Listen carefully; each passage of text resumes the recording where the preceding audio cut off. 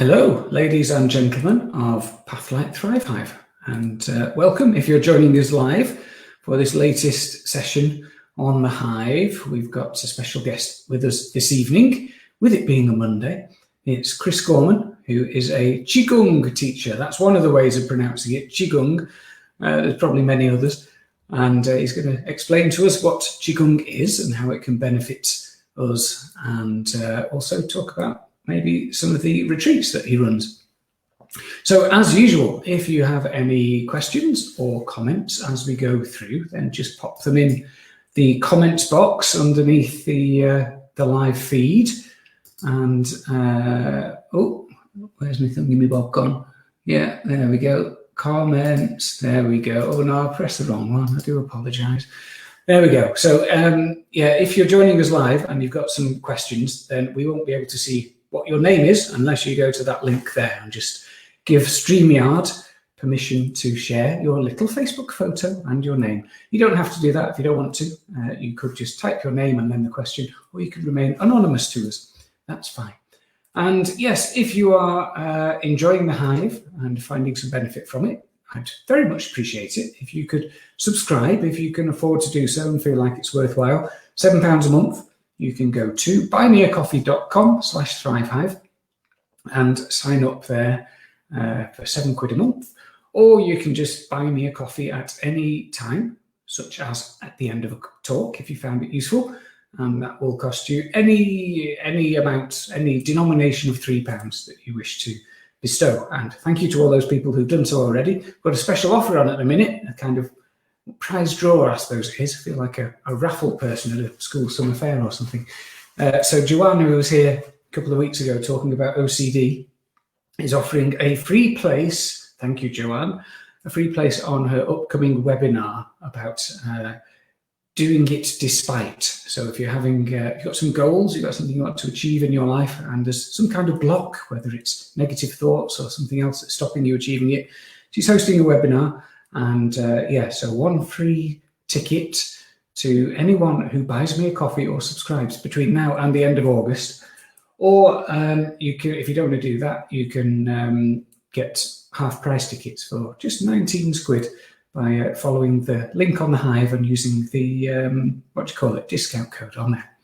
Lovely jubbly. And finally, if you would share the group link with your friends, that would be great. We're growing all the time. We're approaching 400 people now in the Hive, which is lovely.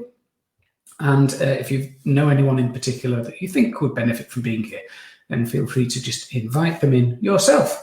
So without further ado, let's bring Chris in, and welcome to Pathlight Thrive Hive, Chris. Hey, welcome. With your Bob Marley t-shirt.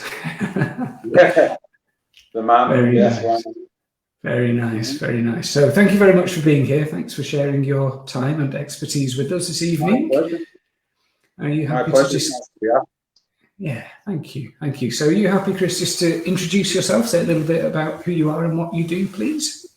Sure. So my name's Chris Gorman.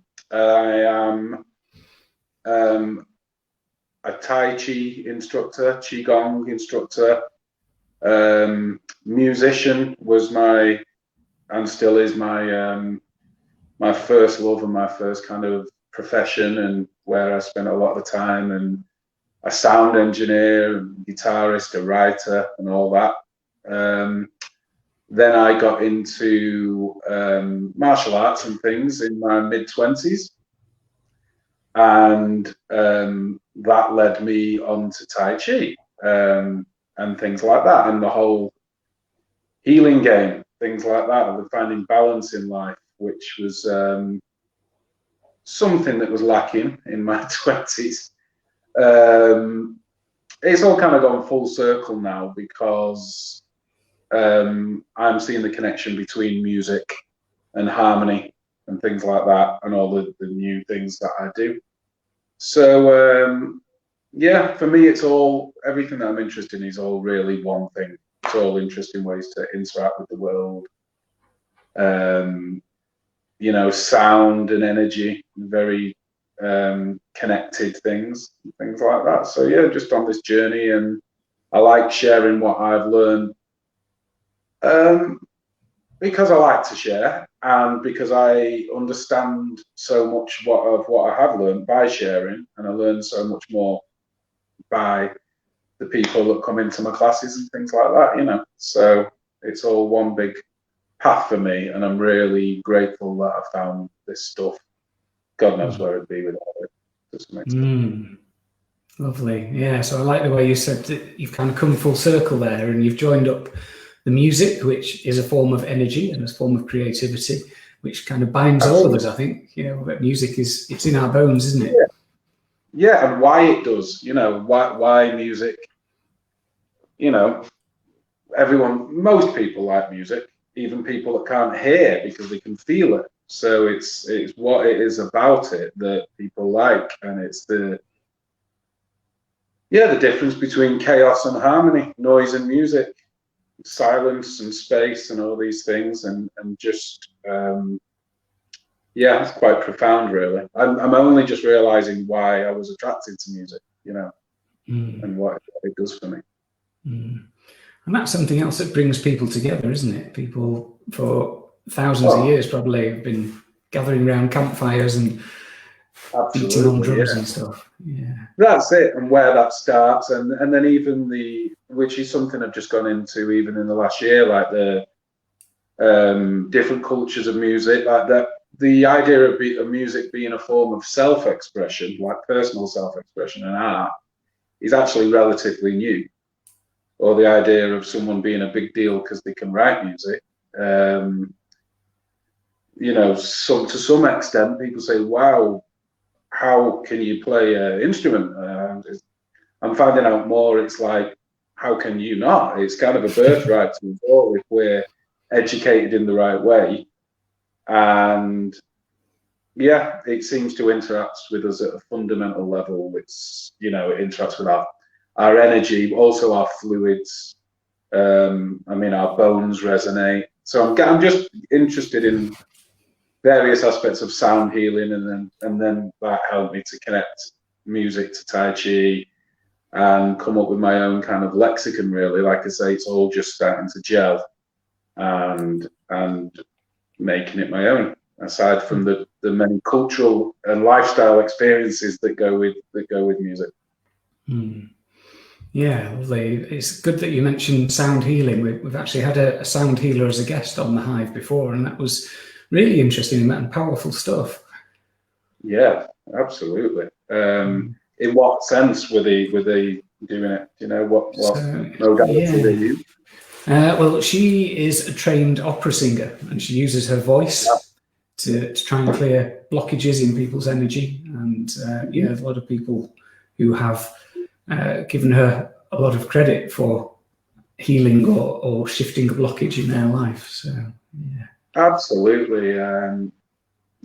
Things about it's a much like, from my perspective, much like Tai Chi and Qigong. It's a container, like playing music or whatever is a container with which you can then understand how you're balanced and things like that through the limitation of trying to do a particular thing, whether it's singing or playing a particular instrument or moving within a form. It's kind of there to show you aspects of yourself without a particular container, a piece of art, or, you know, a way of, everyone has their chosen art form, and without those given limitations and structure of trying to do something, it's very hard to separate anything from anything. But as soon as you have an objective of what you're trying to do, whether it's move in a particular way, you get a lot of feedback.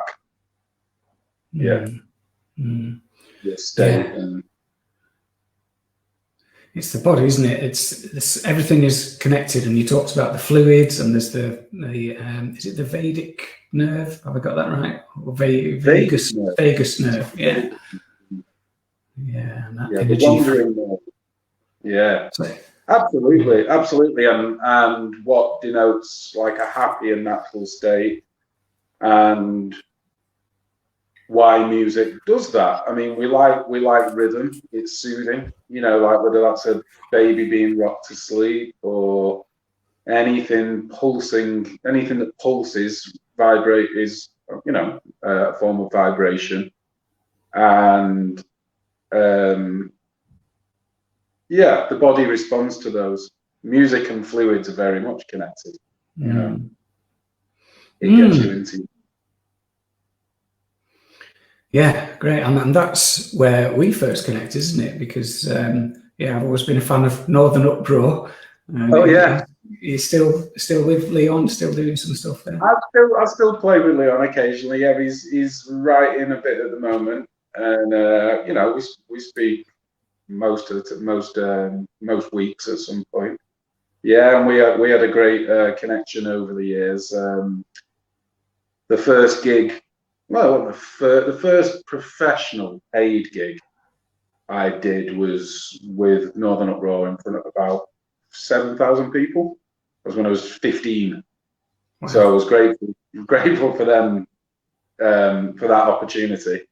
And then, and they had a recording studio as well, so it gave me a chance to play around and to have somewhere to go.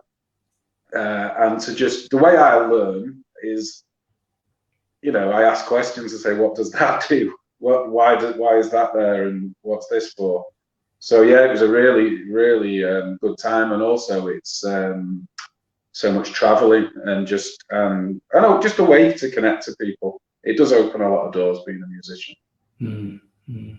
So it's interesting, that parallel there of being in the recording studio and wondering what all the knobs and wires do and trying to work out how it works. And now, like I say, you come this full circle and you're trying to find out how we work really, and how music plays in with that, and all the movement and energy as well. Absolutely. And interacting with, and how we are when we interact with technology as well, which is very prescient subject at the minute, because to some extent it's in our bodies. I mean, that's one of the reasons that I used to want to be a record producer and sound engineer and things like that, and I could do all that stuff. But by the end of my 20s, I realized that it was a life of windowless rooms and lots of loud music and staring at a screen. And I thought, you know, at 18, that didn't seem such a big thing. By the end of my 20s, it was, you know, it was doing me, and I was getting increasingly more sensitive. But I still love music, and yeah, still play live, occasionally with Leon and with some other people, and really, you know, enjoying, like I said at the beginning, and kind of realizing what it's for. And it's a mystery. There's expression within it, but yeah, again, as much as music isn't the main part of my career path at the minute, I kind of know that if I'm not playing music, I can easily go a couple of weeks without touching a guitar, no problem. But there's a limit after that, when you start to get a bit unhappy, there's something missing in life, and then it reconnects back.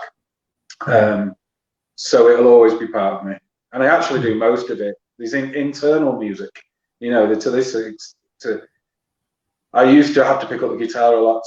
I would have something in me, and I'd have to pick it up to see if to work it out if it was what I thought it was, and hear it back. Increasingly, I can kind of do a lot of that within myself, and the guitar never gets picked up. So I'm kind of doing it when it doesn't even look like I'm doing it, to some extent. Another little thing, that I got into lots of trouble for when I was at school and everything, was that I was constantly fidgeting and essentially drumming on tables. It must have drove teachers mad, but there's something about it that I could soothe my mind to be listening by creating a rhythm. So what actually looks like someone being a little swine is actually someone trying to get in a state where they can learn. So again, it's I'm quite interested in things like that, you know, and what it takes for an individual to learn something, you know, not one size fits all. But yeah, I've been blessed with I kind of follow my nose, and when I'm interested in something, I can learn it. When I'm not, it won't go in. So, you know, I've kind of made a virtue of that. I hope. Yeah, and I think that's true of so many individuals, Chris.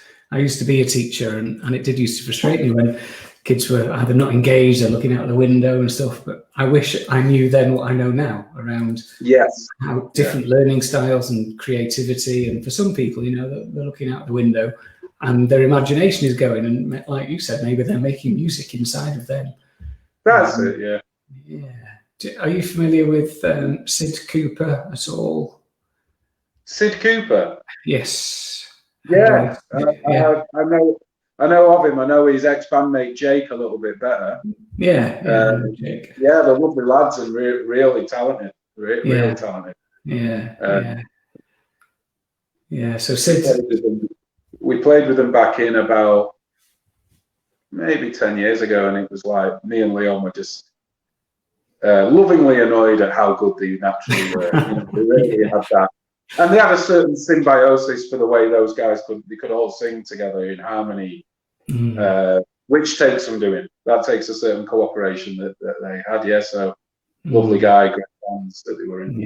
Yeah, excellent. I was thinking of him because Sid came on and did a chat with me on the Hive, and he talked about that when he was at school. He wasn't one for sitting at a desk and staring at a blackboard all day. He was, you know, according to his teachers, off with the fairies, but actually his creative mind was going. And I think it's in many of us, and we're wired differently.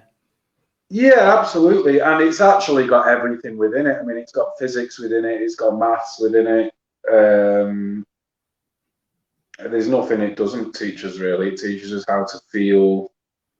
It's probably the most profound thing there is out there. I mean, even the ancillary things, they could have got me to learn accounting if they'd have tied it to music, you know. The ingenuity, again, Northern Uproar.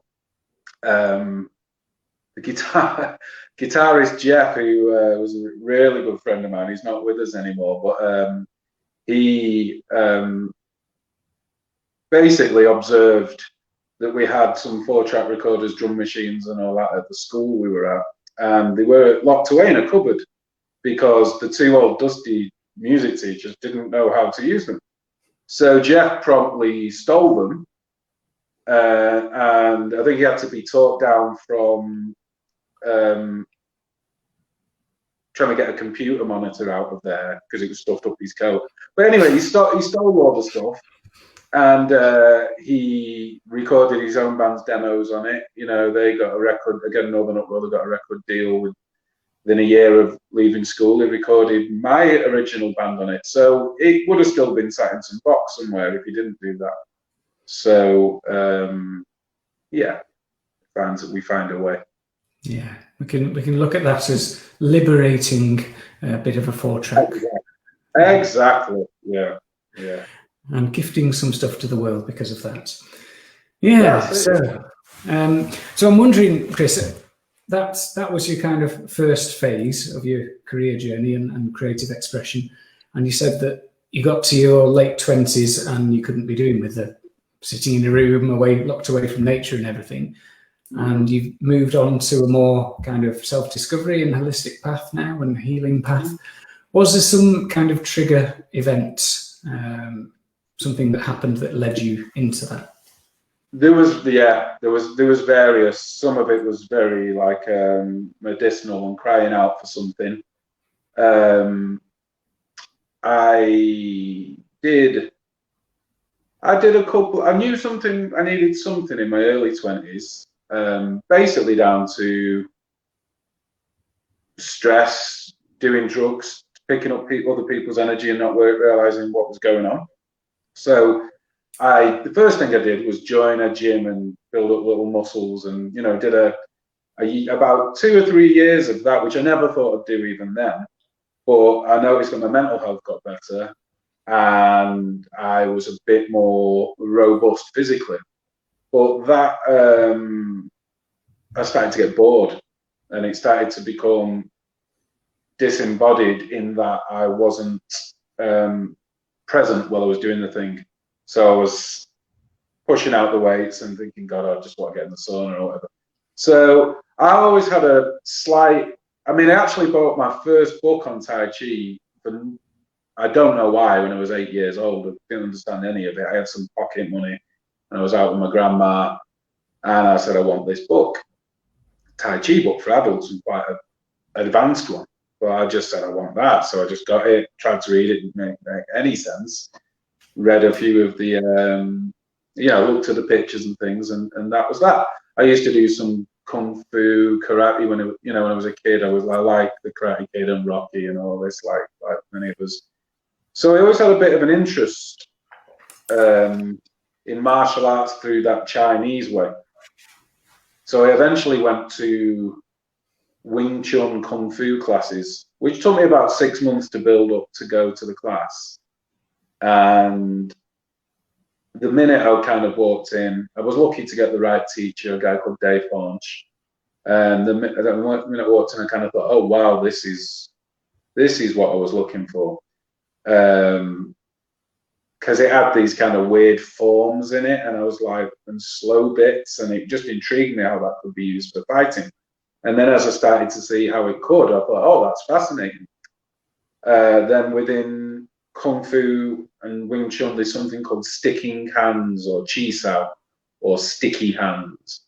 And it's basically using your hands as your arms as a bridge, so that the point being that a lot of fighting happens at contact. So what you feel rather than what you think or see. So I loved that. It was like this quick flowing thing. And I quickly found out that I couldn't think about any of my problems or stresses for the 1.5 hour I was in the Kung Fu class. Because literally, if you put your mind somewhere else, the next thing you get hit. Not necessarily very hard, sometimes, relatively hard. So I just loved it. It was fun. And it also took all the charge out of violence, within 2 years. If we did punch each other in the face in class by mistake, which would happen, the usual thing would be you'd both burst in laughing, and you'd say, "Oh God, sorry," and the other guy would say, "No, it was me, I made a mistake." So, and it just kind of brought the funny element out of it. Really, it took the charge out of violence.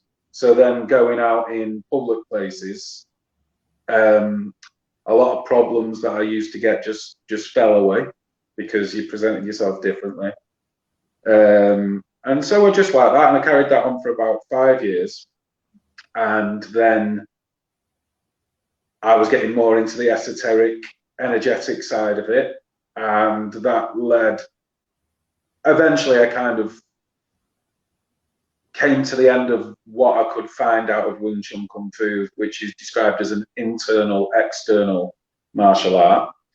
And I started to look at internal martial arts like Tai Chi, which is the people's slow and chasing trees and all that kind of thing. What was that all about? And yeah, I was pretty hooked on that, which eventually led me practicing for about 3 years before I went to study with a guy called Bruce Francis, who was then based in Hawaii. He was a guy who learned many things he's quite well known. He learned in China over about 14 years. He learned the language in order to study it over there. So I was studying his material, and then I went and did an instructor training. And when I came back from that, I put the Wing Chun down, although it's still a part of me. But what it really came down to was that I realized what circles and spheres do in nature and in life. More in one aspect, you could talk about it fighting, but really what it was, by that point I was somewhat in my body, and I started to realize what curves and circles and spheres do for the nervous system, as opposed to, if you just do that for a minute or two, you'll notice it's quite soothing. Whereas if you draw a square in the air, it doesn't really feel very nice. We stop, start, stop, start, stop, you know. Whereas if we smooth those edges off, there is no stop and start. So we don't get those, interruption, a staccato thing in the nervous system. So once I felt that within my body, I was like, right, let's go right down this Qigong and the other internal martial arts, Tai Chi, Bagua, and Xingyi to some extent. And I've studied them ever since, which is kind of coming up to about 10 years. So I think that makes me, even though I teach, that makes, I'm just getting out of the beginner phase. That's the way that stuff goes. It's deep.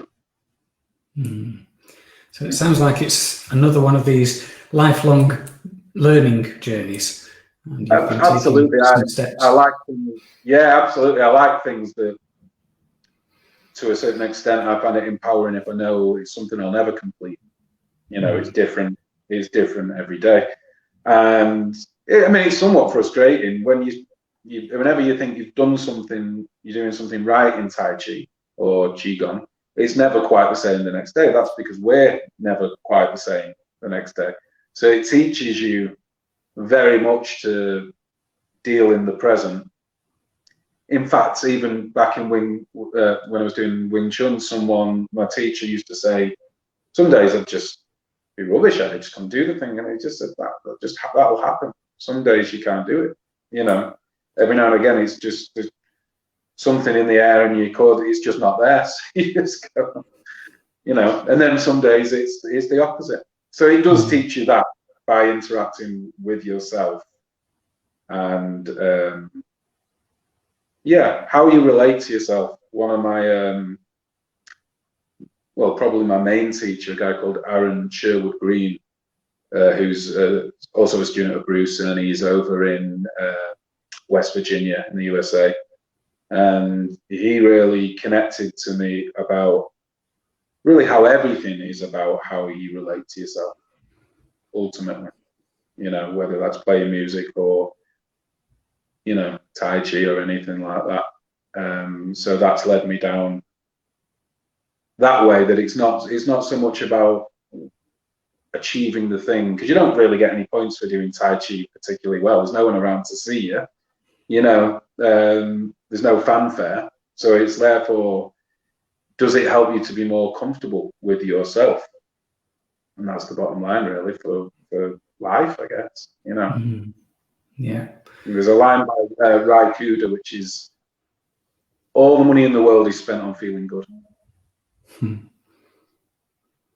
Yes, and in many ways that doesn't actually make us feel any better for more than a short moment. Well, that's it as well. There's the quick hit as well, and or there's well, I say money, energy. You could say all energy in the world is spent on feeling good, you know. Yeah. But yeah, it shows you that there's no, the best things you generally have to put a bit of energy in. Yeah. So yeah, I'm thinking about mindfulness and meditation. So you're talking of these internal martial arts as a practice, because there is no end point. There's no one there to grade you or anything like that. Like there may be with certain external martial arts. So yeah, it is. I'm guessing this lifelong practice, and each day you do what you can do, and it will be a different experience each time. Yeah, that's it. And it does. There is a meditation aspect, and it is meditative. It is meditative. Is that the word? So I do practice meditation as well. It is a moving meditation. We do things. We do sitting meditation. We do standing. We do movement practices, and we do interacting practices, which can include obviously fighting, healing, sexual stuff, just talking and communicating, exchanges of energy. So yeah, it's really, you know, the Chinese, the Taoists really made an art form everything we do, really. Everything's really an interaction. Again, the point of the martial stuff is you can kind of do it for fun, and it means you can, you know, walk through a rough bar maybe. But really what tends to happen is in a point at which a certain technique gets you, or you find limits within your martial prowess, you normally find it reflects straight back to your personality and your life and all of those other things. So it becomes a bit of a metaphor, really. And also the big thing of Tai Chi is not resisting, not fighting force with force. So it's all about about not doing that, and being selective of where we put our energy, and use a small amount to get a big amount and things like that. So am I right in understanding that both Tai Chi and Qigong are about balancing the Qi? Yeah, to some extent, I've heard it put a few ways, where Qigong is where you develop the stuff, Tai Chi is where you use it. Qigong just breaks down as Qi, the Chinese concept of energy, and Gong or Kung, which is in Kung Fu. It just means hard work acquired through skill. So anything that you do well, you know, I've got some Kung Fu on the guitar. A chef has got chef Kung Fu. So it just means Qigong is a wide-ranging thing, of which Tai Chi is perhaps the most famous. Any way of interacting with your energy is essentially a form of Qigong. But that said, we do have formalized sets and forms and things like that. Another way I've heard it put by my teacher, Bruce Francis, is it's much the moves in Tai Chi, the choreography, shall we say, that's very much, and our body is very much the hardware. And then Qigong is like the programs and the software. So it's what you're trying, what you're trying to achieve through doing those moves, which, as an example, it can be things like circularity and not break, how to do various things one after another without breaking the thread. Another thing is, there's a phrase in Tai Chi, there is no Tai Chi without opening and closing. So from a point of view of the body, everything in the body is open and closing. Our joints open and close, our cells are open and closing, these cavities within the body, and they're open and closing. And also how to get the fluid to do what you want. We don't really use muscle in Tai Chi and Qigong. You are using fluids and electromagnetic energy, for want of a better description, which kind of goes on when we move anyway, but we can train that up and remove what they call Li, I believe, which is like growth force. You know, it's just like that. You can often just put your mind into your body, and it will do it with a lot less effort than you feel you need to use, which is how a baby moves, really. A lot of it can be observed in animals, and a lot of it can be observed in babies, which is what the Taoists did. They noticed that babies were really vital. They had endless energy. You know, they could scream for 8 hours and still, you know, have energy left for more. They also noticed that none of their movements were linear. They're all spherical or spirally, or, you know, and they're also incredibly strong for the size. So they started to observe that and start to, for some reason, we pattern on people around us, and at a certain age we start to move in a linear way rather than a circular way.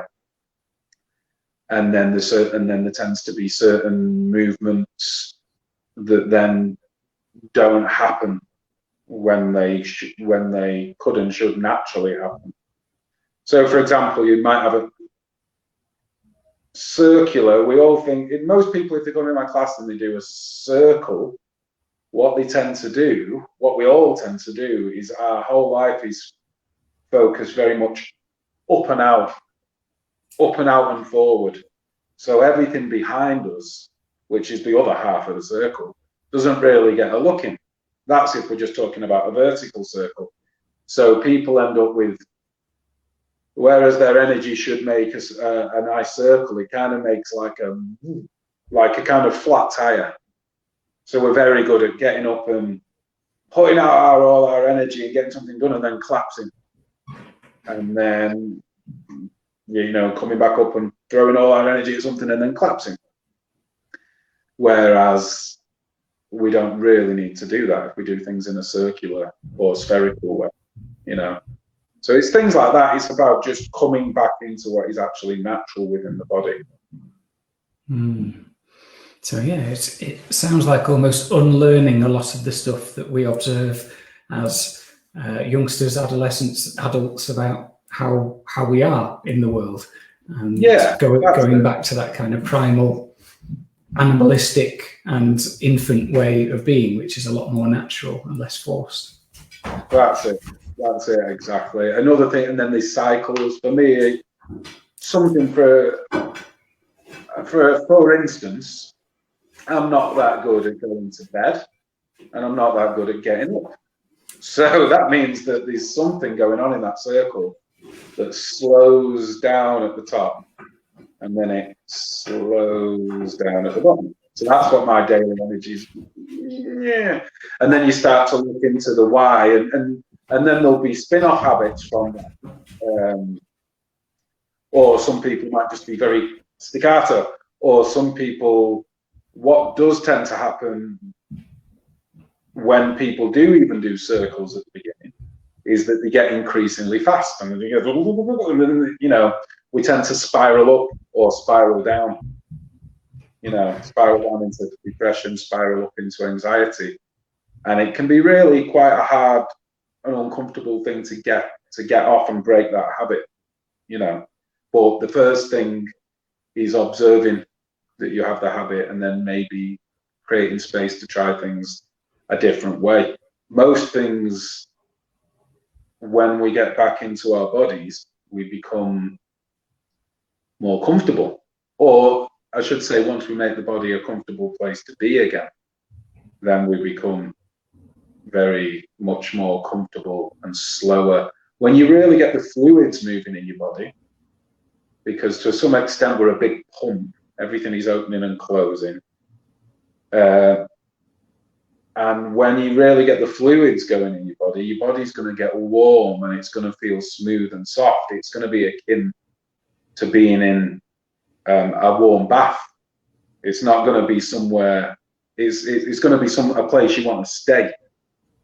Whereas if your body is tight and there's a lot of adrenaline and your stomach's tight and aches and pains, you will prefer to be out of your body and somewhere over there having thoughts about your body.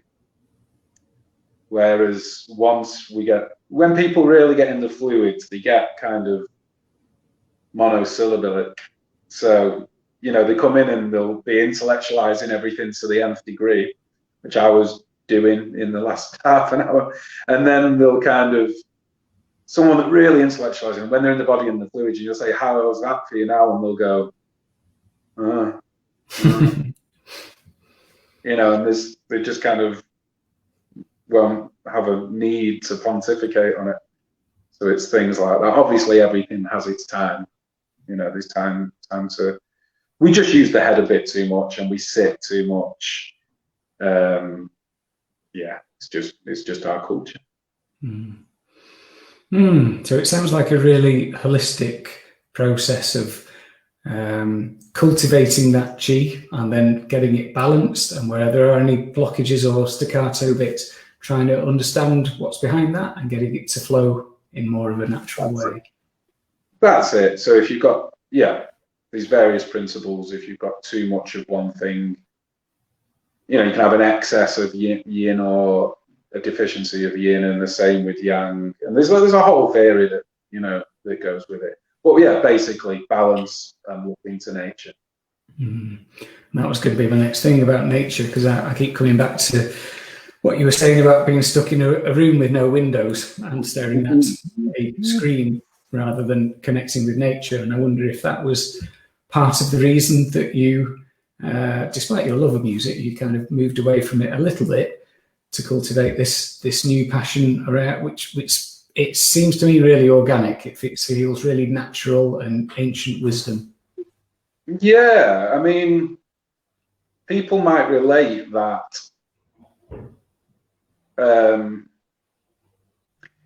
it's a slow thing that happens to us of I'm enjoying nature all the more, and I kind of knew something was going wrong, but I think the first thing I found when I learned to go inside was just numbness. I couldn't feel much at all. I was just numb. My nerves were. That's what nerves will do. If you keep using and running energy through the nerves, they'll just go numb in the end. So when I was invited to feel into my body, yeah, it was numb, it was vague, and then the next step was opening that up and then finding some things uncomfortable. I often use the analogy that it's a bit like when you take on the process, it's a bit like having a room in your house you've not gone in or cleared for years. You've just thrown all the crap in there. So initially you look in and you're like, oh God, every time. So you have short looks, but you take a thing out, you take another thing out, and slowly it starts to look semi-clear and you don't mind being in there as much. And so on and so on and so on. So it becomes a nice place to be, and it's somewhere you want to spend time in.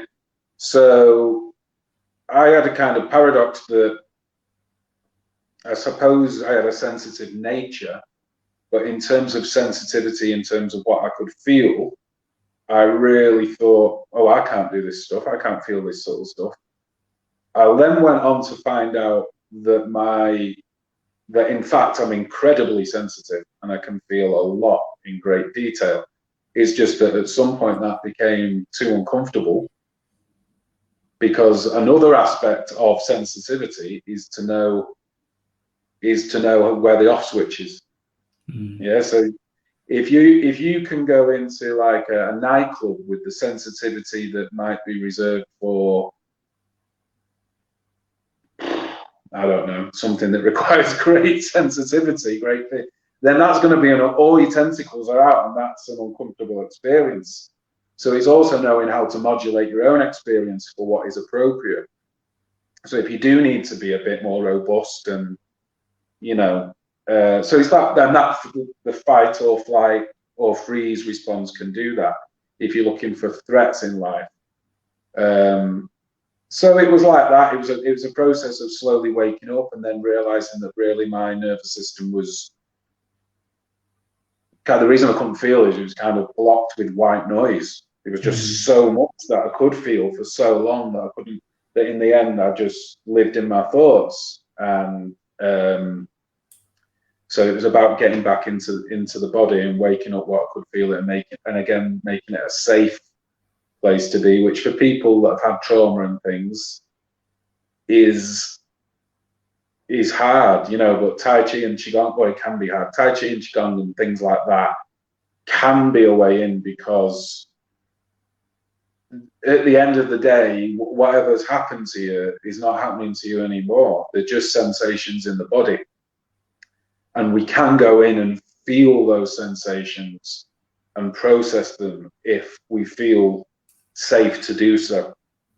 Like knowing that we're revisiting something that happened in the past and can kind of affect us in a dangerous way again. And the other thing is that you can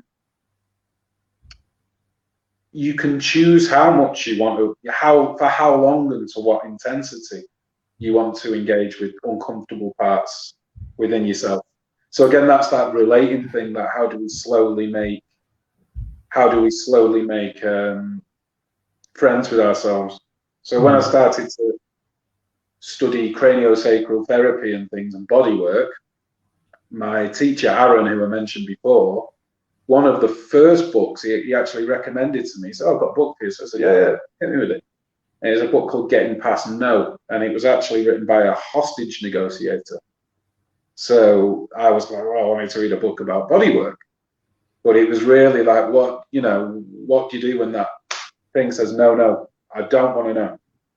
So it's like, well, is this okay? Is that what would you need? And it's about listening, whether it's to yourself or to someone else. It's to say, what are your needs? Is there any way I can meet them? And non-violent communication, and whether that's within yourself or within an interaction, things get a bit smoother. What they can do. Lovely. And I like what you said there about having that room that you don't really want to go into. You just chucked all your rubbish in there. It reminded me of was it a Rumi quote about the human being having 4 rooms, like a house with 4 rooms. It's the body, the mind, the emotions, and then the soul or the spiritual element. And he said we need to visit all of those 4 rooms in a balanced way as much as each other. And that's it. Yeah, exactly. I would go with that. The Taoists have their own unique model, but it is reflected in other places. Yes, it does annoy me that that we see a lot about mental health, and we don't see the word emotional health, which, for me, who's had mental health problems, they were emotional health problems, or sometimes they were energetic health problems or environmental health problems that manifested in thoughts and actions that then he's took for mental health. But mental health means there's something up with your thinking, the function of your thinking. So, if you used to be able to do maths really good, and then you try and do it and you just can't get the answer, that's mental health. But if you don't feel comfortable any of the time, or you feel like there's a panic, or you feel low all the time, that could just as easy be something that's physical, something that's energetic, or something that's emotional. So it's really where is the main player, and it could be any combination, but it's where is the main player in that. Again, that's made easy in Tai Chi, whereas you learn that you can move from, you can take a movement and you can move from your physicality, or you can take a movement and you can move from the energy that runs your physicality, or you can move from your emotions, which is essentially what people do when they're dancing, or you can move from your mental body, which is how you think you should move. So you kind of create a picture and then you make that movement. And it'll have a different quality. So you can actually diagnose where someone's issues are by having them do a simple movement and move from those different parts of themselves. And you'll see where they are clear, where they're not clear, things like that. Yeah, I like that. And I think I really like what you said there about mental health, because, I work in, I suppose, when people say, what do you do? I say, I work in mental health, but it isn't really. I work in holistic health, because to me it is those 4 rooms and they're all interconnected. They've all got a little doorway between them. That's it. But you have to abbreviate just to find the language that people think they know what you mean. And I have to do a certain amount of that. And hopefully, it's great we are talking about mental health.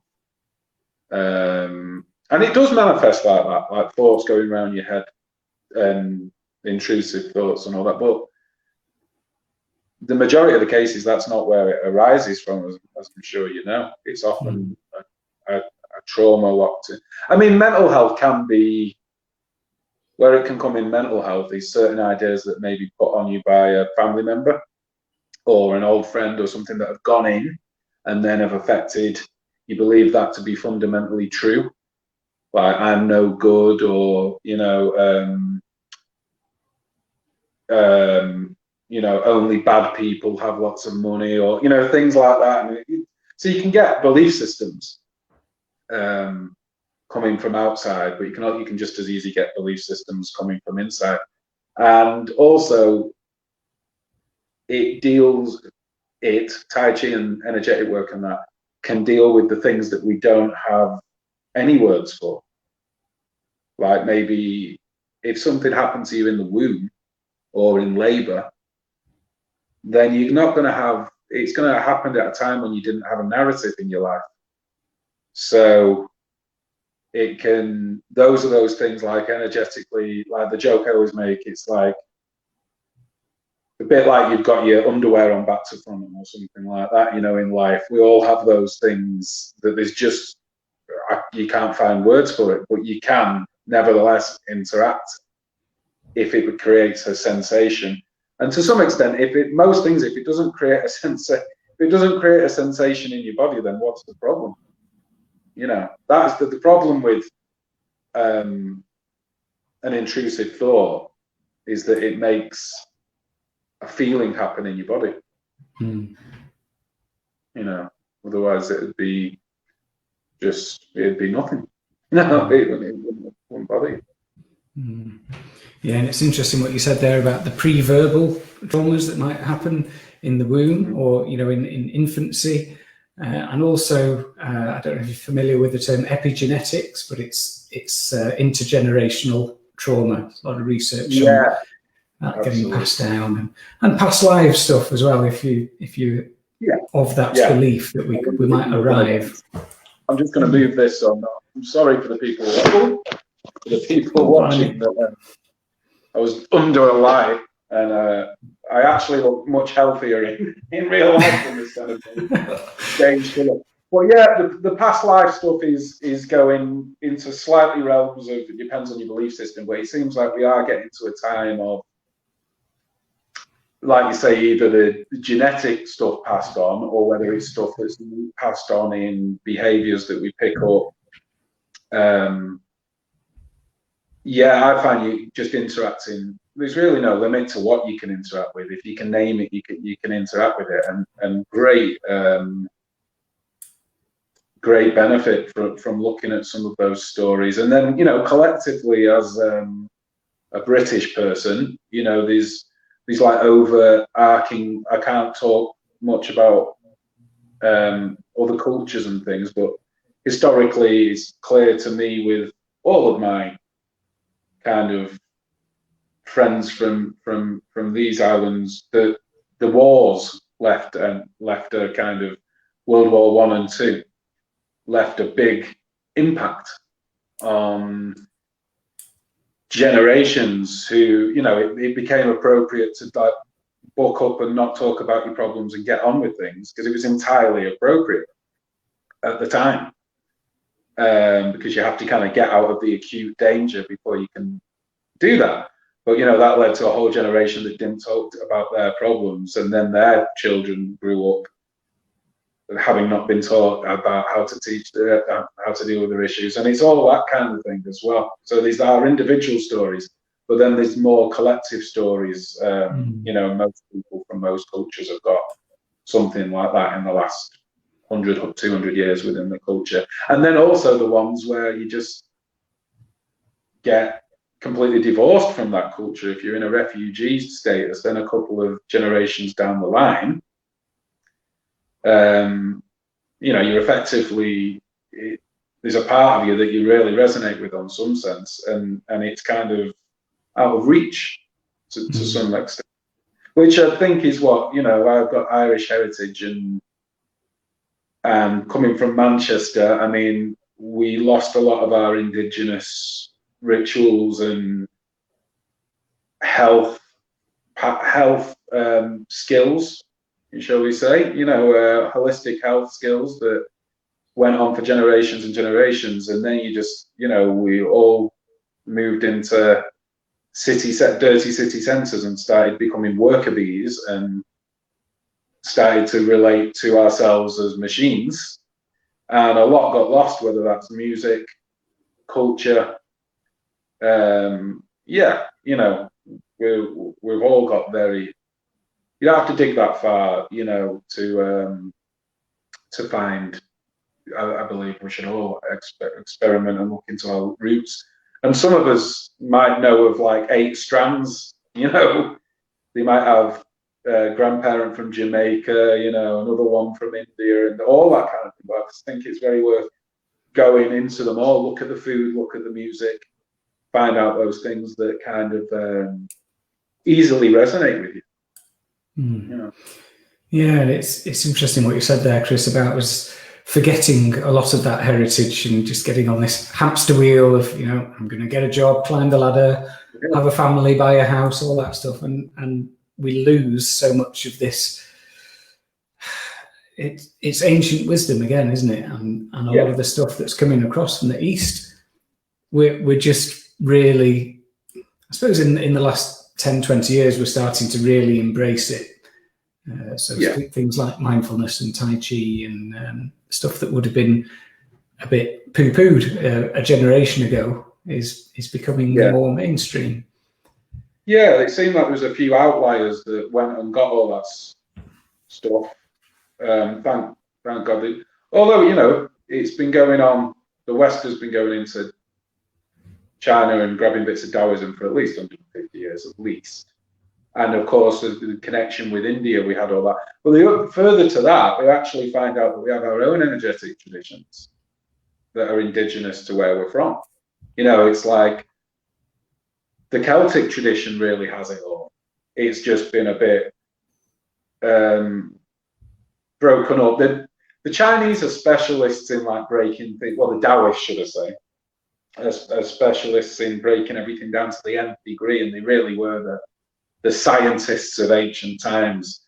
So stuff that all cultures have looked at. The Taoists have like looked at it from every possible angle and really, I mean, they would do research projects over 200 or 300 years. You know, they would just literally, let's see what happens with this over 6 generations. And then they would just pass the work on and say, that's the case. But then once I knew what that was and how to look for it, I found it in certain, like I say, Celtic and Brythonic cultures, and like, why does that resonate? And if you find the kind of, I suppose it's like a style of music, it's if you're going to learn about spirituality, it helps to find the flavor that it most easy goes in on, you know. So for some, they kind of just have this, they connect with Egyptian stuff, they just get it. Or some, for me, I was always attracted to the Chinese thing. I don't know why. But I did find, to kind of complete some of that work, I had to go back into my own roots and find, well, what was our own history of how we dealt with health and things like that. And again, it's much the same. I mean, there's a Welsh word Arwen, which roughly translates as inspiration, but it's basically chi. You know, every culture tends to have its own. Yes, I suppose it's what resonates with us, whether that connects with our history, our genealogy, or if it just chimes in some way. Chimes there, that's it. Yeah. Speaking personally, that's it. It's like a thread to pull on. Why do I find this interesting? Great stuff. Yeah, it's really interesting. Thank you. So, do you want to talk a little bit, Chris, about what goes on in your retreats and where people can find you and stuff? Yeah, absolutely. I've been teaching in Manchester for the last 8 years, and I set up a retreat company, Phoenix Blu Retreats, in 2016 to bring Aaron, my teacher, over from West Virginia. So predominantly those ones were in Anglesey, the Druid Island. So we did 4 or 5 of those, and also I would bring Aaron to Manchester a few times. I've also taught some weekend 3 or 4 day retreats in Ibiza. I've done a handful of them. I just took on a place in Gatley, South Manchester, in the middle of lockdown. I've actually just had a big break from teaching. A lot of people did the online thing. I just decided it was time to study, because I've been studying and teaching all this time, and I just decided to go with the path of least resistance, and I have lots to study and lots to unpack from the previous years. So I've had a nice 5 or 6 months of doing that, and in the process of that, I have happened upon a space that I can use for healing work. I can put my massage table and stuff in there, and I can also teach my classes from there. So that's in Gatley in South Manchester, and I'll be opening that in mid-September. And that just means I've got a base to really kind of work with people. It's been stop-start over the years, because I would constantly have to source a venue. So I would do it in an 8-week course on this and an 8-week course on that, which I still plan to do, but from one place, and it's much easier to like keep those things rolling. I mean, one thing about this material, which again is different from Western ideas, is that it's learned, because it is spherical in nature, and energy is spherical in nature. It's therefore learned in a spherical or circular fashion. So basically, you don't go from the beginning and know nothing about it and then end up at the end. What you do is you go once around the circle and you cover all the material. And then when you've done that, you start again at the beginning of the circle and you go around on another level, which I've been doing now for many years. So it gives me a chance to do that, to run the courses, and people are encouraged to just to run the. I'll never teach the course the same way twice, and there'll be different people on the course. Also with my teachers, that's how I find that, you know, it might be 20, 30 people in a room, and there could be someone who's been doing the stuff for 40 years and someone whose first year it is, and they're able to be in the same lesson with the same teacher. Absolutely fine, because they're hearing it on a different level. And there's nothing really to achieve. You know, there's not an outer thing, although we can set certain limits. Like people like to, you know, learning the form, learning the Tai Chi form from beginning to end, or a Qigong set, which is often 7 moves repeated, maybe 20 times each or something like that. So just to get to the end of that, any first time, it's like a little milestone. We do need those, but you soon get to the point of it's just about engaging with the material for what you get out of it. Yeah. It's interesting you talked about going around the circle of learning, and that very much resonates with me with my college course. I'm training in transpersonal psychotherapy at the minute, and I've noticed that every year there's new stuff every year, but we also look at a lot of the same things each year, just in a new level of depth and with a different lens, a different angle. Yeah. It sounds, I teach, I don't do it as much anymore, but I teach guitar as well. And it does sound, you know, focus on the basics sounds kind of boring and dull at times, but you come back to it time and time and time again. And it's that foundation. The more of a foundation you can build, you know, do one thing well. So I'm looking forward to getting back to teaching. And then as the world allows, hope to be able to host Aaron Green and other teachers again. You know, we had a good thing going for a while, and it was great.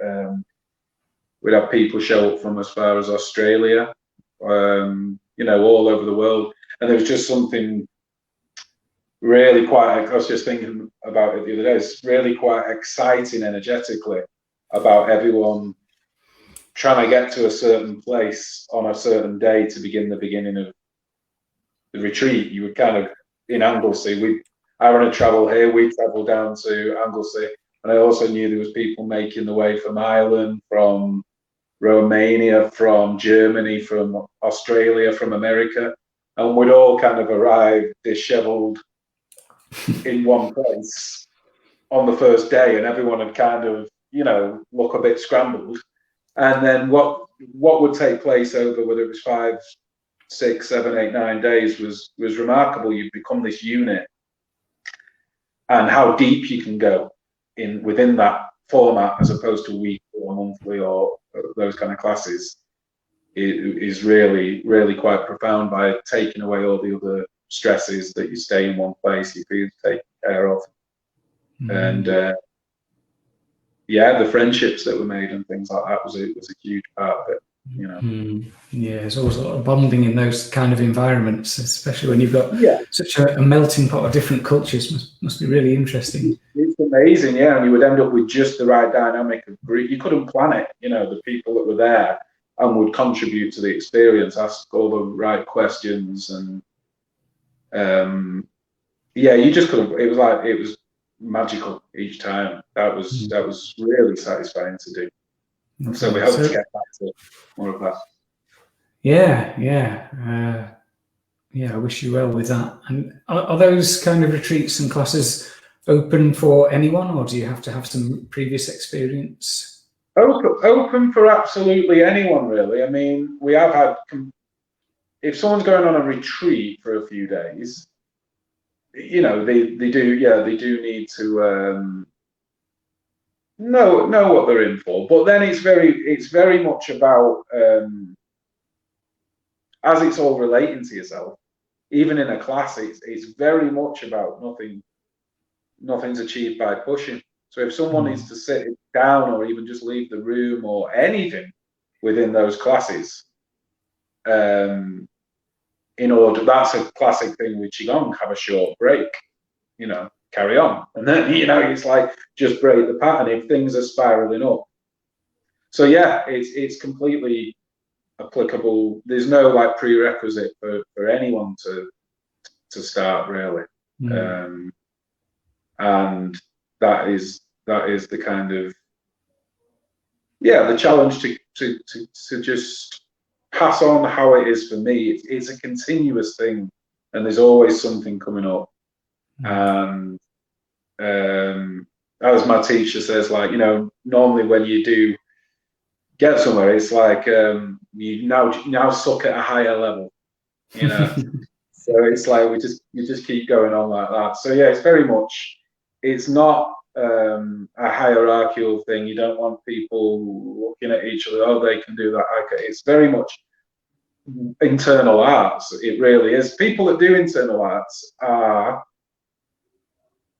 internal means in one way what's going on under the skin and deep within the body and things in the mind, but it's also on one level, it's something that requires, it's an inner thing. The commitment comes from you, and you find the time to do it. It's much as I do teach classes and courses, that's kind of where you go to top up and connect with community. Most people that do internal arts aren't just going to that class. Like a lot of people maybe do yoga, just do their yoga at that class.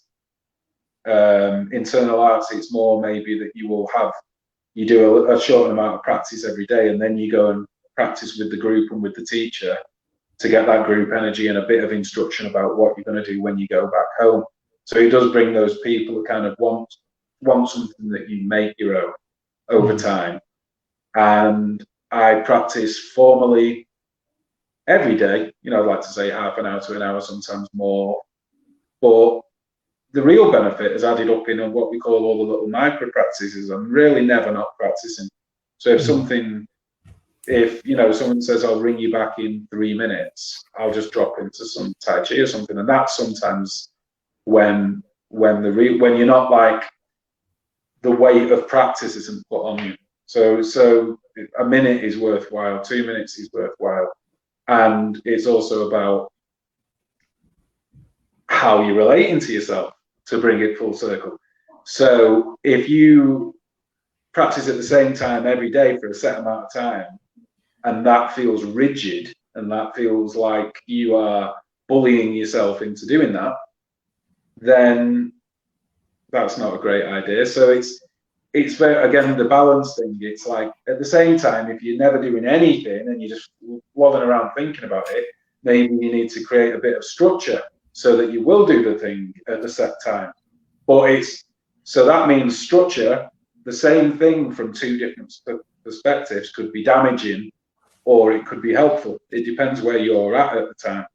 So it's often about changing it up to keep it fresh, but also interacting with, not just kind of chasing after novelty and things like that. So it is flexible by its very nature. You know, it's flexible in how you practice it. Sometimes less is more. Sometimes 3 short sessions are better than 1 epic one. But inevitably, sometimes you have the wow sessions when you just drop into it. Interestingly, it was so, I find it middle of the day and maybe like 3 till 5 till 6, it's quite hard to do any Tai Chi because even though I live in a quiet place, relatively quiet, the world's all going mad, everyone's got the thoughts going, and it's just a noisier place to be. So it's hard to just drop into it. Late at night or early morning might be better. Now, when we first went into lockdown, for the first 2 weeks of lockdown, what I observed, I don't like that word, but one knows what I mean. What I observed is that I could drop into a still point of meditation, Tai Chi, just like that, click my fingers, and there I am. It's just gone quiet here as I said that, which happens. Yeah, that's a thing. That's something. Again, we learn by contrast, so that showed me something. That showed me something right there. That what you think is internal, maybe, or is just the way you are, the world changes, and all of a sudden, oh, that's not just the way I am. That's the way I was interacting with what is around me. So again, it's just gone quiet and stayed quiet. So maybe I should take the message. Lovely. Yeah, I like it. And again, I'm seeing a lot of similarities to mindfulness, which is a daily practice. You can do that in little 1-minute segments, and it's a whole way of being, isn't it? So yeah, it's interesting that these opportunities that the pandemic has brought and the different energy that it's brought. Yeah, okay. Is there anything else, Chris, that we haven't covered that you want to bring before we end? No, I don't think so, really. Happy to answer any further questions anyone's. I know I've not spoke about the actual nuts and bolts of Tai Chi and how the moves look and the whys and wherefores. There's a reason for everything in it. There's multiple reasons. That's another thing I like, that it's very good. So why move your hands in that funny way? And then you find out it's not to look pretty. It's all very functional, things like that. But hopefully I've just managed to talk more about the intent of why do it. Some people used to say that I was an unusual candidate for it, but I don't really think so. I think it's for anyone that, you know, who wants to engage with themselves and maybe smooth out the nerves a little bit. Yeah, thank you. I've really enjoyed it, and I have to say I've never really considered trying Tai Chi or Qigong, but having heard you speak about it very eloquently and with passion and great, it's inspired me, Chris. So I'm quite fancying coming over to Anglesey if you can get those up and running again. You're welcome to the retreat, or you're welcome to a class. And it's a two-way street, because as you get people with different professions, it's just so interesting. You could really put it down to, I said once that it all kind of makes your ills and aches and stuff like that. It makes it interesting, which means you'll engage with it. And it even means that you can have results. So it's quite empowering. So you notice something, you feel and think about it, you change something else, that thing goes, or, you know, gets a bit better and everything. And you start thinking, you know what, it's, you know, it has stuff that has to be dealt with, might as well make it fascinating. Yeah, you know? So it's about looking at the cause, isn't it, rather than the symptoms. Exactly, that's what it's about. And the whole, exactly, looking at the cause, getting to the root, finding it interesting, giving it time to speak. Things change, you know. Also, that you realize that there's layers to things, that if you want to, that things tend to resolve themselves to some extent in the reverse order that they went in, but you need to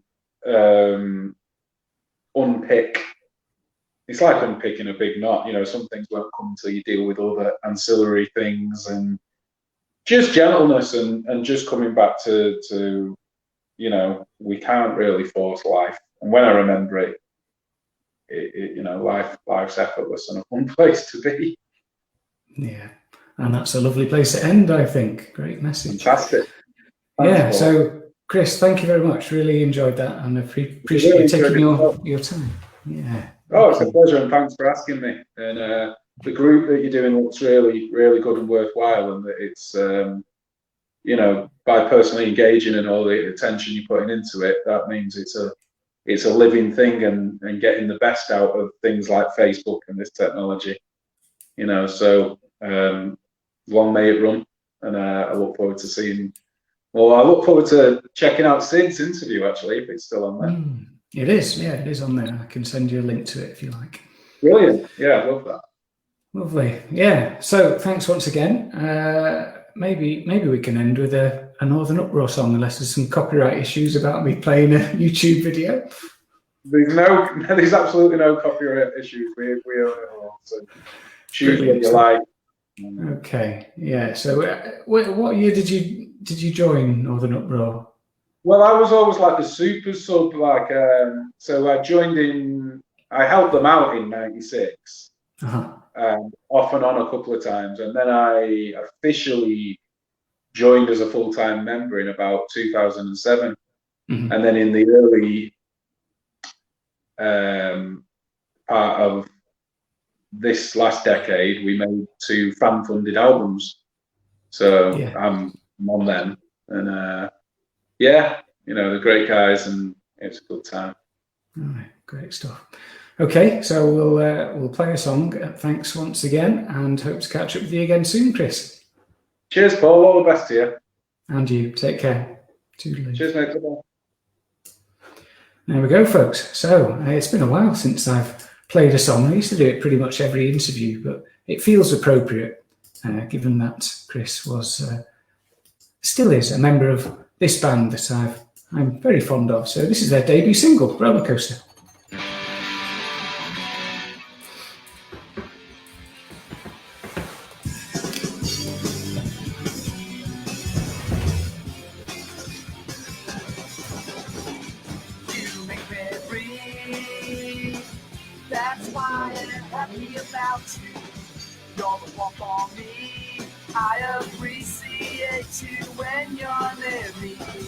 Gonna be there soon. Oh, don't worry, I'll be there at noon. Gonna take a long trip down to see you. Gonna be there soon. So fast like a roller coaster, when I'm out to sea, like a dream. So fast, you're gonna start screaming. I'm just at my house above you, girl. I wanna take you from that other boy, girl. Whoa, whoa, whoa, whoa, whoa. Do you really know?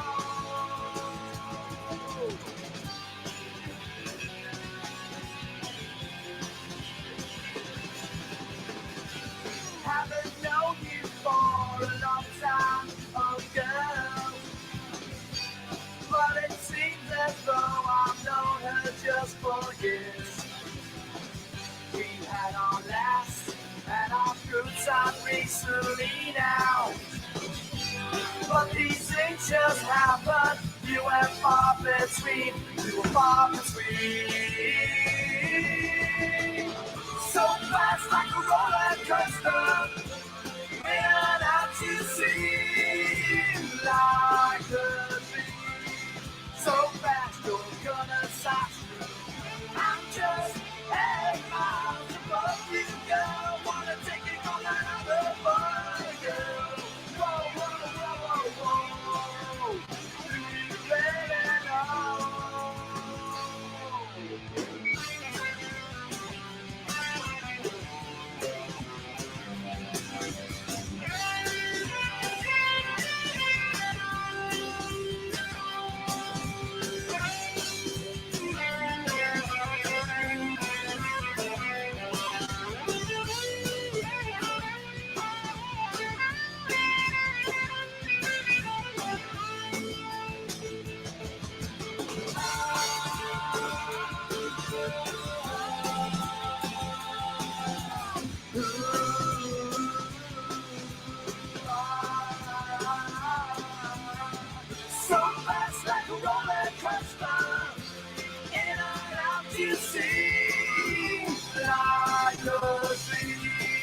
so fast you're gonna side street.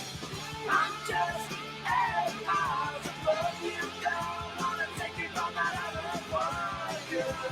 Whoa, whoa, whoa, whoa. Do you really know?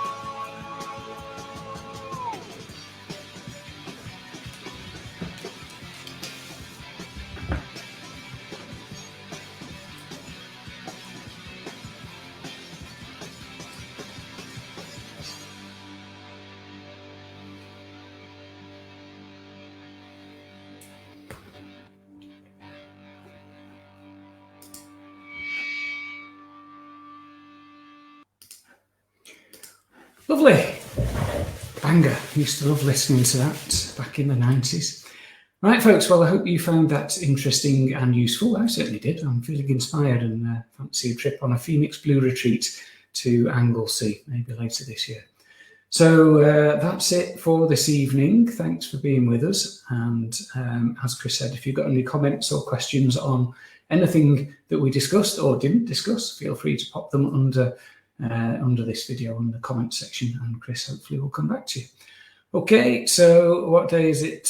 I have no idea what day it is. It's Tuesday tomorrow, so Man Tuesday, if you fancy coming along. 6 o'clock on Zoom, the link's on the Hive. You can come to Man Tuesday, be yourself, and chat to some other men in a friendly, non-judgmental and open way about whatever you want to bring.